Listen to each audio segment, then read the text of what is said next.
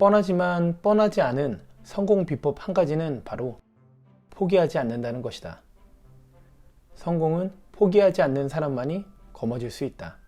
실패의 가장 흔한 원인 중 하나는 일시적인 실수로 인한 낙담과 포기하는 습관이다. 모든 사람은 한 번쯤 이런 실수를 범한다. 덤이라는 사람은 황금에 대한 열병에 사로잡혀 금을 채굴하여 부자가 되려는 희망을 품고 서부로 향했다. 그리고 그는 채광권을 승인받자마자 곧바로 작업에 착수했다. 무척 고된 일이었지만 그의 머릿속에는 오직 황금에 관한 생각뿐이었다. 마침내 몇 주 동안의 노력 끝에 금맥을 발견했고 금광석을 채굴할 수 있게 되었다. 그러나 캐낸 금광석을 운반해오는 운반차가 필요했다. 그리하여 아무도 모르게 금맥을 덮어두고 고향으로 돌아와 친척들과 몇몇 이웃들에게 금광석을 운반할 방법에 관해 설명했다. 그러자 그들은 돈을 모아 더비의 삼촌과 함께 서둘러 광산으로 되돌아왔다. 드디어 금광석을 채굴하고 이를 실은 첫 번째 운반차가 재련소로 보내졌다. 이에 대한 수익은 그들을 콜로라도에서 가장 크고 부유한 광산 중 하나를 소유할 수 있도록 해줄 것이었다. 이제 몇 번만 더 운반하면 모든 부채를 청산하고 그 후에는 막대한 이윤이 생길 터였다. 힘차게 굴착기가 땅속으로 파고 들어갔고 더비와 그 삼촌의 희망도 크게 솟구쳐 올라왔다. 그런데 그때 일이 생겼다. 갑자기 금맥이 사라져버린 것이다. 그들도 낙담하여 굴착기로 구멍을 뚫고 다시 금맥을 찾으려고 필사적으로 노력했지만 소용이 없었다. 할 수 없이 굴착을 멈추기로 했고 눈물을 머금고 채굴 장비며 운반차를 중고 판매업자에게 헐값에 팔아치우고는 고향으로 향했다. 그런데 그 중고 판매업자는 광산 기술자를 불러 다시 한번 광산을 살펴보자고 했다. 그러자 그 기술자는 광산 소유자가 단층선의 특징을 잘 몰라 너무 일찍 포기한 것 같다고 조언했다. 그의 계산에 따르면 금맥은 더비가 굴착을 중단한 곳에서 불과 90cm 떨어진 곳에서 발견될 참이었다. 그리고 정확히 거기서 다시 금맥이 발견되었다. 그 중고 판매업자는 광산에서는 채굴 전문가의 의견을 구해야 한다는 사실을 이미 알고 있었다. 따라서 버려진 광산에서 수백만 달러의 금광석을 채굴할 수 있었다. 더비가 금을 캐내기 위해 장비 구매에 들어간 비용은 대부분 비싼 돈을 들여 조달한 것들이었다. 그 돈은 친척들과 이웃들에게서 빌린 것이었고 더비는 오랫동안 일을 한 뒤에야 그 돈을 모두 갚을 수 있었다. 그 후 더비는 간절히 원하고 포기하지 않고 지속적으로 노력하면 반드시 부자가 될 수 있다 라는 사실을 깨달을 수 있었다. 그런 깨달음은 생명보험 사업에 뛰어든 후에 발견한 것이었다. 금맥으로부터 90cm 앞에서 포기함으로써 막대한 부를 잃은 더비는 자신의 뼈아픈 경험을 잊지 않았다. 나는 금맥으로부터 90cm 앞에서 포기했다. 그러므로 내가 보험 가입을 권유할 때 고객이 아니요 라고 대답해도 난 포기하지 않았다. 더비는 현재 생명보험 회사에서 일을 하고 있으며 매년 100만 달러 정도의 생명보험 실적을 올리고 있다. 금광에서 일찍 포기했던 교훈을 명심하고 생명보험 회사에서는 오직 인내로서 고객을 확보할 수 있었다. 사람들은 성공하기까지 수많은 역경과 실패를 경험한다. 이럴 때 사람들이 가장 쉽게 결정하는 것은 자포자기다. 이것이 바로 대부분 사람이 내리는 결정이다. 지금까지 가장 성공한 사람으로 알려진 500명 이상이 자신들의 가장 큰 성공 요인이 무엇인지 이야기해 주었다. 그것은 바로 수많은 실패에 부딪히더라도 좌절을 극복한 것이라고 했다. 부디 이 영상을 보고 있는 구독자분들은 현재 자신이 처한 불행한 상황이나 결핍을 탓하지 말고 할 수 있다라는 자기신념을 통해 부자가 되기를 바랍니다.